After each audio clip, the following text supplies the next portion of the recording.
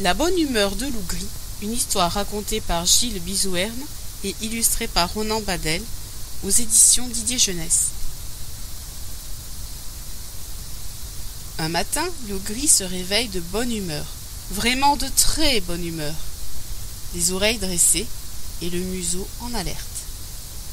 Oh, quelle belle journée! J'ai faim, j'ai terriblement faim.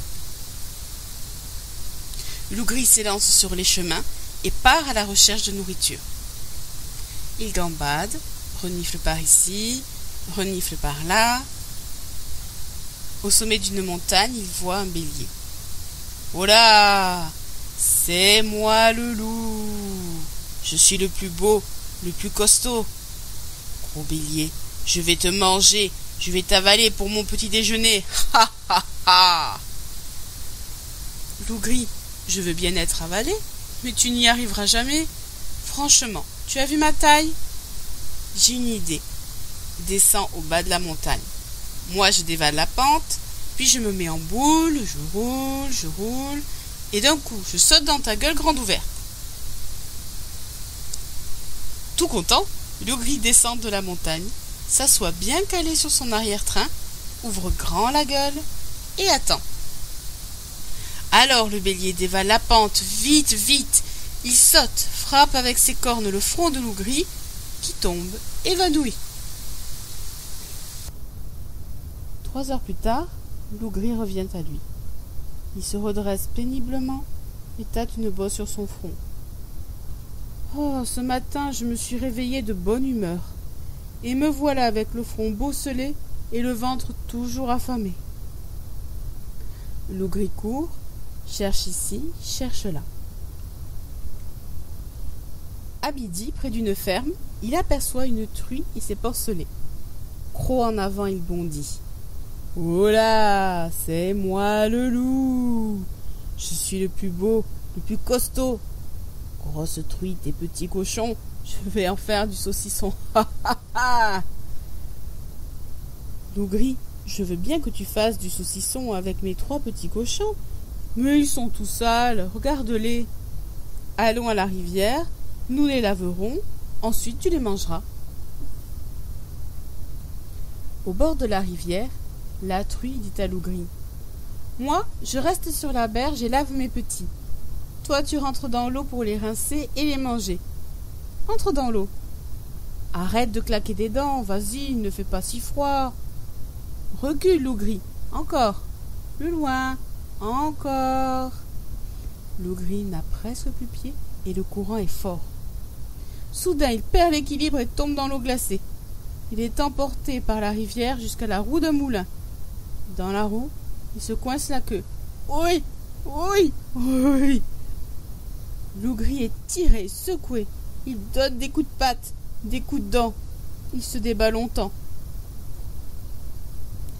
Enfin, il réussit à se dégager. À bout de souffle, il regagne la berge. « Oh, ce matin, je me suis réveillé de bonne humeur.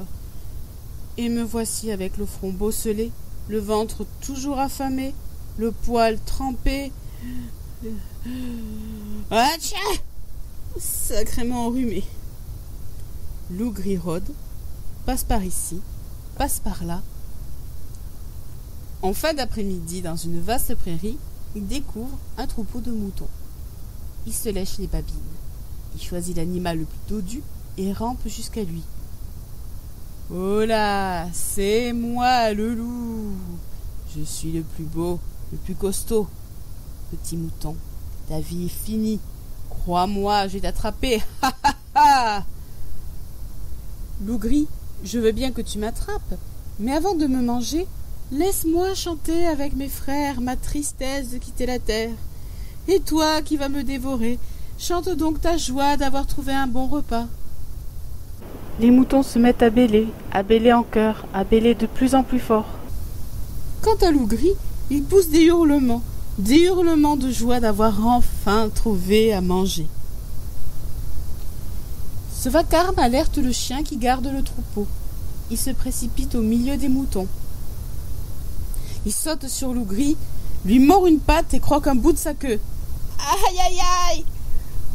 L'ougri prend la fuite et disparaît dans la forêt. Oh, ce matin, je me suis réveillée de bonne humeur. Et me voici avec le front bosselé, le ventre toujours affamé, le poil trempé, sacrément enrhumé, une patte blessée et la queue à moitié coupée. Clopin-clopant, l'ougri se traîne par ici, se traîne par là. Le soir, il voit un cheval dans un pré. Sans bruit, il franchit la barrière.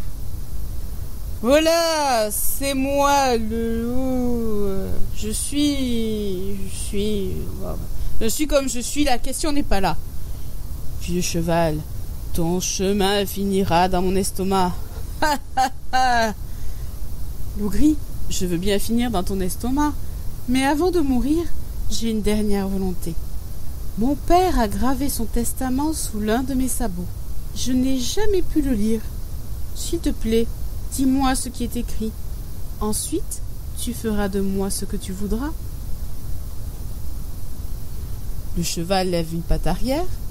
L'ougri se penche au-dessus du sabot. « Vieux cheval, je ne vois pas le testament. Approche-toi un peu, tu verras mieux. » L'ougri s'approche et v'lan! Le cheval lui décoche une ruade. Un grand coup de sabot fracasse la mâchoire de l'ougri et brise toutes ses dents. L'ougri est projeté, la tête la première, par-dessus la barrière. Il retombe par terre, assommé.